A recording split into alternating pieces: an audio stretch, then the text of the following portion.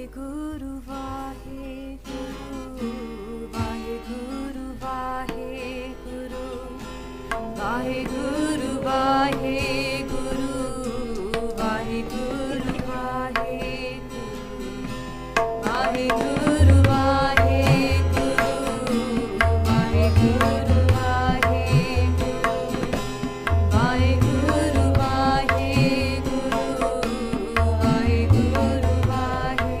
Khalsa, Waheguru Ji Ki Fateh. I'd like to warn you, this is my first speech in Gurdwara, so it's probably going to be a bit chaotic. But I've been teaching Punjabi actually for 5 years in a Sikh school, in Guru Angad Sikh school down the road. So this is as much as I can definitely teach you is Ura Era. Gurmukhi Alphabet was actually specially designed for that region from where gurus would come from Punjab. So second Guru, Guru Angad Dev Ji, compiled, he looked at a couple of scripts which were around, a couple of structures which were around for the alphabets, and he designed this especially for Punjabi language, so it reflects perfectly all the letters which are, all the sounds which are there in Punjabi language, which are used in Gurbani. They're reflected in the 20 akkar. 20 means 35 akkar is letters, 35 letters of Gurmukhi alphabet. There's normally 40 on the page, but these are additionals for Arabic and Sanskrit words. So these bottom ones with a dot at the bottom. It's not very hard to learn actually, because Gurmukhi is phonetic. Basically, when one sound in different places it sounds different. That's English. But this, every time you see letter, but no, kaka is always going to be kaka. It's not going to be C or K. It's always going to be k. Yeah, so it's phonetic. So once you learn this and once you learn the vowels, you're good to go. Yeah, it's not that hard. It's not like Chinese where we have whatever, how many thousands of hieroglyphics. So, and for example, children, they find easier to start reading in Gurmukhi rather than English. So this little one, he's not struggling, but he's not fluent in reading English, but he can read Punjabi. So it's much easier to learn. Gurmukhi is much easier to learn. So we have 35 letters, and once we go through the structure of the alphabet, it will be much simpler for you to understand. It's very nicely structured. It's so easy to remember. Once you get the structure in your head, you start to remembering and recognizing letters very quickly. So once you learn this, you don't rely on transliterations. You can pick up things easier, and they will be authentic. It will be really how it's supposed to sound. Once you know how to read it, you'll be able to slowly build up your vocabulary of high frequency words, then more enhance it, and hopefully work towards understanding Gurbani. I'm not saying that I can understand Gurbani perfectly, but some shabads, for example, the one which we had for Hukamnama now, was quite easy to understand.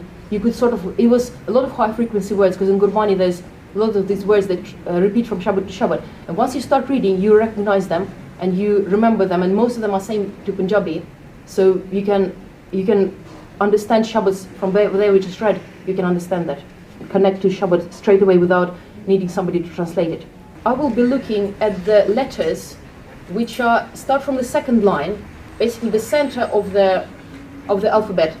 From the second line, second, third, fourth, fifth, and sixth line of the alphabet. I'm going to be talking of this because that's the core of the alphabet. 20 akkar, so it's 35 letters, 5 letters per line, 7 lines. What we're going to do, let's just say the first line of the alphabet. Let's just say it together. Probably I say it, and if some people don't know it, you can repeat to those people who know it. Just listen or repeat with me as well. So first letter k, k, k, k, k, k, k. K. Come on, guys. K, k, k. K, g, g, g. K, g, k. Ng, ng. Okay, now if we say the same sounds, k, k, g, k, can you feel where in your mouth they're coming from? K, k. Just keep saying it and tell me where's the place in your mouth where they're coming from. K, k, g, k, ng. Can you feel that they all are coming from the same place in your mouth? Yeah. K, k is sort of like above the end of your tongue. Yeah. K, k, sort of towards the end of your tongue and a bit like in the middle. Yeah. K, k. So if you see all of letters in this line, they come from the same place in your mouth. Same place in your mouth. Yeah. K, k, k, g, k, ng. So your tongue doesn't change position, yeah? K, your mouth doesn't change position, same position. And the only thing that changes is that how you put k is just normal k, k, with a bit of emphasis, with a breath, yeah? G, you put a bit more voice in it. G, you put a bit of kick from the stomach, yeah? G, like a bit from your abdominal. G, a little bit more, yeah? And then ng is a nasal sound. So we already see it's pretty amazing. It's all these letters. So Guru Angad Dev Ji looked at the letters and structured them in the way so it's very easy for us to remember. So k, it's at the back of the tongue. K. Then if you go to the next line, ch, ch, cha, ch, ch, cha, ch, j, ja, j, ch, ja, ch, nya, nya. So ch, ch, j, j. So where are these letters? Where are these letters in your mouth? Ch, ch. At the front, yeah, behind your teeth. Ch, ch. So a little bit behind your teeth. Again, same thing, isn't it? They all are in one place in your mouth. Your mouth doesn't change position. So you might think, oh, it's totally random, but it's totally unrandom. It's totally structured, perfectly structured. And now we start seeing that if you look at kaka and chicha, is the same type of sound. It's sort of soft voice, yeah, kaka, but there's no emphasis, extra emphasis of the breath. There's no extra emphasis of louder voice like ch, j. J is a bit sort of more, you could say, aggressive sound. Ch, j. J is a bit more like pushy. I know it's hard to explain these things, but I'm trying to. So, kaka, chicha, there's kaka, chicha. Yeah, so you see on the second column, I'm talking now columns. First column, just soft sound. K, ch. Second column, k, ch. Yeah, or sh. Or some people say it's different. So you can say first column, soft sound. Second column, a bit with a breath. Yeah, k, ch, cha, a bit of breath. Then third column, gaga, jija. So you can say voice emphasis. Gaga, jija is a bit more pronounced. And then we're coming to the fourth column, which is most confusing for English-speaking people, because they have got special names in linguistics of letters, but I can't remember right now this word. Basically, it's a mixture of first column sound and a third column sound. So if you say ch, ja, ch, ja, and you put a bit of a kick to it, ch, ja. I always pretend that I'm sort of pushing it with my stomach, ch, ja, ch, ja, ch, ja. So it's a bit of like a tone, ch, ja, ch, ja. So you start with ch, finish with j, but its sound is in the middle, ch, ja. So this is our fourth column, and the fifth column is always nasal sounds. In these five lines, these are nasal sounds. Nga, nya, na, na, mama is all nasal sounds. So now we can pretty much, even without me telling you the third line, if I just tell you the first line, we should be able to figure out all the rest of the letters. Now we're coming to these two lines with loads of T's and loads of D's, which is most confusing as well to loads of people. Kaka, chicha, then tenka. Tenka. With tenka, how we do it is that we have our tongue up. So if we imagine our mouth, that's our teeth, that's our palate. Our tongue is like this. That's our tongue. Tenka. So our tongue is touching the upper palate, but it's not touching it like this. It's touching it like this. It's curved up, yeah, curved backwards. Tenka. Tenka is not English T, which is, if you say English T is T, it's the tongue is like this. It's touching above your teeth, yeah. T, yeah, it's touching above your teeth. So it's is your tongue is curved up, yeah. Then English T is T, and then we go have T. That's Punjabi T. That's the next line. That's this line. So let's talk about tenka. Tongue back, yeah. Tenka T. Tenka T. But this is the only letter which doesn't sound like cha. It doesn't repeat because it becomes a rude word, yeah. So they didn't call it. They didn't call it that. They call it tenka. So, ta. Ta. Your tongue is same position. Ta. Yeah? Your tongue is in the same position. Then da. da da da. But tongue is the same, da da da. Then da da, da da. Yeah, like this. Start from the first da da da da da da da, and then anana, anana. Come on, loud. Anana, anana, anana. You pass. Again, same thing. You see, da da with the emphasis of breath, da which is more voice, da which is mixture of first one and third one with a tone. And then they all are in the same position. Your tongue is again curved backwards, yeah?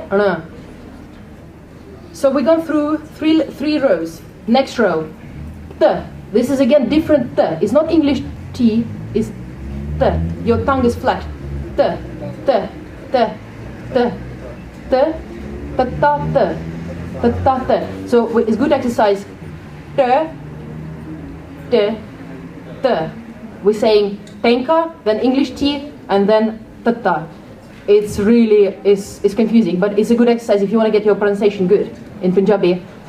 Ta, ta, ta, ta, ta, ta. I'm not very good with English one here. Fifth line. First letter looks like 3. Yeah? Ta, ta, ta, ta, ta, ta, ta, ta. Same thing. Soft with breath emphasis. Da da, da da da, da da da, na na. Can you see? Tongue didn't change, mouth didn't change, just changed nasal sound. First voice, soft voice, then breath, then slightly more emphasis on voice, then the da da, and then nasal na na. Now we're coming to this line, 6th line. Papa, papa. It's on your lips, yeah? Papa, papa, papa, papa, and the next one is pa. Sorry, papa, papa. So like pa. Some people say fafa, but it's not actually fafa. In actual alphabet, it's papa. So they write as ph, but it's papa. Baba, baba, baba. So again, pa, ba, baba, mama, mama. So you can see it's perfect structure. Well, this part of the alphabet is so easy. Once you understand this, it's structured by columns, by rows, by columns, and also I think it's structured how far in your mouth it is. So kakka is most further, chicha in the middle, tenka, the tongue is coming out, tata in the end of the tongue, and papa is on your lips. It's perfect. It's going in your mouth, how it's structured in your mouth, where the sound's coming from. It's amazing. Yeah, so that's the main body of the alphabet. Then if we go now to the first line, first 3 letters, ura, ura, ura, ada, ada, is the same as this ana. When we have tongue like this and it comes ada, ada, ada, ura, ura, era, iri. Yeah, so these 3 letters, they are vowels carriers. They can have sound by themselves as well, but they're not consonants, they're vowels. But they also carry the matre are the vowels in Punjabi. And then last 2 letters here, sasa and haha. Sasa, sa, ha, ha, ha. It's very simple, easy letters. I think they're not in this system because there's no other letters which are sound similar. They are like unique letters. Last line here, not the last, second last, the number 7. Ya, ya, ra, ra, ra, la, la, la, va, va, va, ara, ra, ara. Who can tell me how are they structured? Just say it. Ya, ra, la, va, ra. In your mouth again, yeah? Ya is the most furthest up, then ra, la in the end, va is on your teeth and lips, and ra is the coming out. So even the last line, which are odd letters, there, it's all structured up to the last bit. So if you think about this, I mean, how long did it take us? Maybe 15 minutes to go through all the alphabet. And once you practice it a little bit, I mean, how I started learning Punjabi is that I was really interested in Kirtan and I wanted to understand it more. So, but I was in Russia at the time, so there was no really way for me to learn Punjabi. Because now on the internet there's quite a few resources how you can learn basics of Punjabi. But I started off, I subscribed to Daily Hukumnama from Darbar Sahib. They send you translate English, Punjabi version, and then translation and transliteration. So I was just looking at those and start to figure out, oh, this must mean this must mean this. And then slowly you build up words like this. And then you start recognizing letters, you start recognizing, oh, sasa, okay, yes, sasa. And then there's another one looks like that. So you start remembering. At first it's just few letters you remember. And then once you have to make this effort saying, I actually want to learn this. It's not that hard. I mean, it's actually not that hard. We were teaching these kids in France. They were 12 and 11. And they, within like 2 hours, they were able to make words together just from looking at Punjabi for the first time. So it's not that hard even for adults to learn it. So if we look at the last line now, this they're called Parich Bindi, so dot at the feet of the letter. These letters are extension of the alphabet, and they're made for special words. Like for example, in job site, there's a lot of words from Arabic. So they got zazza, they got ghara. These letters are from Farsi, or Pashto, whatever, from those languages. So they needed to make those to accommodate those sounds. So first one is same as sassa, but sase parwij bindi. So dot at the bottom of the sassa is called shasha, sh. Then it's same as kakka, but with the dot is kakka, is even more hard. So there's kakka, kakka, we put a bit of emphasis with breath, and then this one is even more kakka, kakka, kakka, ha. Then gaga, r is a r sound, r. And then this is jaji, parwij bindi, zaza, z, and then this is fafa. This is papa, and this is fafa. So actual, yeah, that's why some people say pate rather than fate, because it's papa rather than fafa, but well, so yeah, fafa. So these are extensions. Once you learn this, you'll be able to recognize letters, recognize words, and this is a very good way to explain to maybe an older person. Like if somebody an adult wants to learn Punjabi, this is a good way to explain the structure. The next step from this would be practicing your vowels, because once you learn the consonants, there's also vowels. And basically, once you've gone through that, that's it. That's it. So we have 35 letters, and we have 10 vowels on top, and you're done. It's really, I mean, I think it's not hard, and I think everybody really needs to try to make an effort to do it. If you imagine, you know this word hararas, God juice, which is inside the gurbani. How can we taste the juice if we don't actually drink it? How to drink it is we say it with our mouth. Yeah, we say it through our mouth, we express it. So it's good enough if somebody else drinks the juice and they say the juice was nice, it was really sweet. But if you don't drink it yourself, you're not going to taste it. Yeah, so taste gurbani by saying it. So this was very basic introduction to Gurmukhi Alphabet. Thank you very much. Please forgive any mistakes or things I might have said which were not appropriate. Waheguru Ji Ka Khalsa, Waheguru Ji Ki Fateh.